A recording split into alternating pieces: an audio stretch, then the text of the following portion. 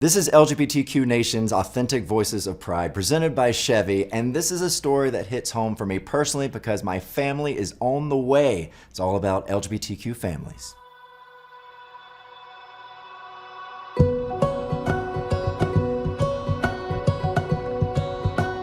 I've always known that I wanted to have kids, I loved kids, but I didn't anticipate that it really was that hard. Our dream of being a parent didn't happen until 8 long years.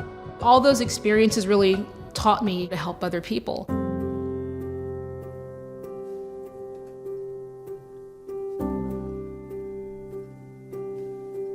There are 27 states in the District of Columbia that have laws prohibiting discrimination based on sexual orientation and gender identity in the context of an adoption. And so if you're not living in one of those states, then there's no law that protects you. Oh, you are. Ooh la la. We look good.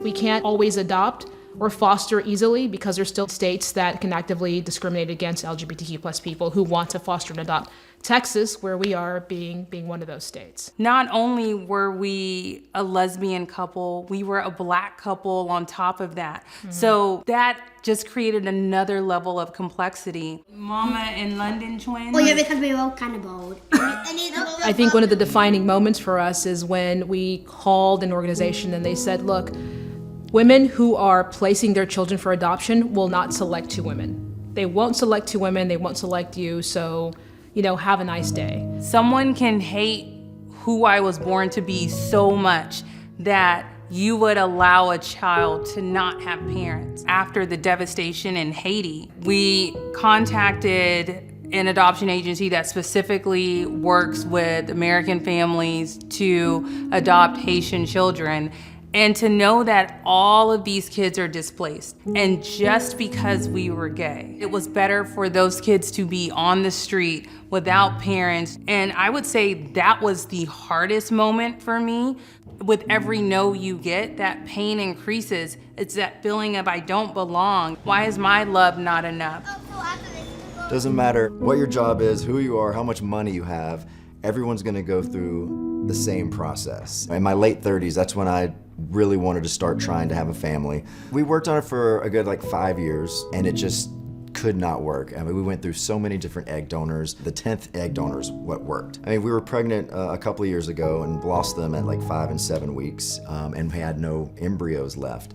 So we had to start the whole process again and find a different surrogate. That process alone is just so frustrating and emotional because, you're already imagining everything. And then when that goes, you feel like there's a death in the family. So we tried it this last time knowing that this would probably be the last that we tried. And it worked. It was meant to be. And now we have twins on the way. I don't think it's really dawned on me yet that I have 2 coming. I was on the internet, just found, it was like a message board about a birth mom in Cleveland who was pregnant with twin boys, and she was going to be due in about 5 months. We met with her within the first few days of calling the adoption agency. And we quietly flew to Cleveland, Ohio and adopted our beautiful boys. 30 minutes from seeing our boys. And now we are on our way to the attorney's office to complete the process.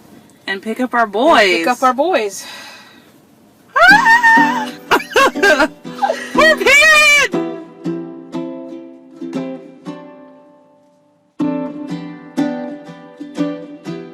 We have a snack before we do it.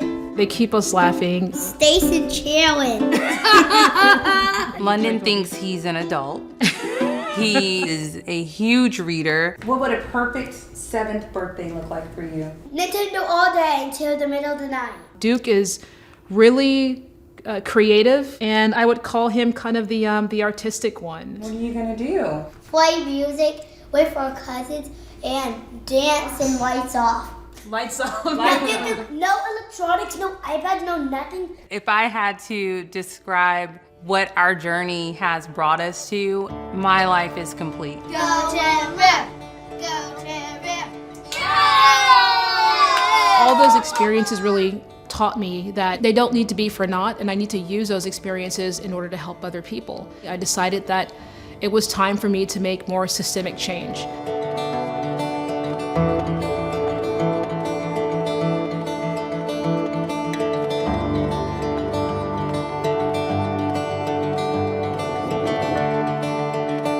I'm Stacey, the new CEO of Campus Quality. Nice to meet you, and we're just welcoming people on board. Hi, y'all are here for Family Week? And you're coming back next year? Oh, yes, absolutely. Yes, love it, love it. Thank you, it means so much. Thank you so much. I'm so glad you came. We see hundreds of our families, and my boys kept saying, those are two daddies holding hands, those are two mommies holding hands. It's still something that we don't experience in our home states, in our home city, so to come here is very special. What do we see in the water? Sharks. See sharks? Sharks, they were whales.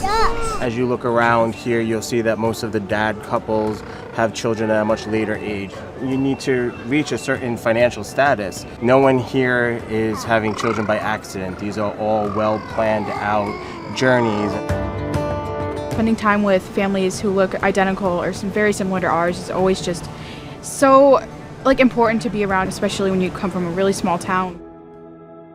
One of our primary bills is the John Lewis Every Child Deserves a Family Act. That would prohibit discrimination based on sexual orientation, gender identity, religion, and marital status in the context of the child welfare system. You're told so much as a gay person that you're not supposed to have a family. So that was what was in my head for so many years, not thinking that I could actually have my own family. And that has changed.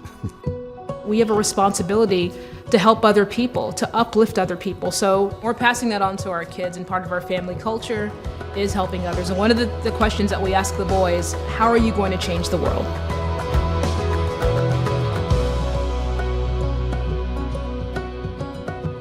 Please consider supporting Family Equality, the organization for LGBTQ families, and Chevrolet will match your donation up to $25,000.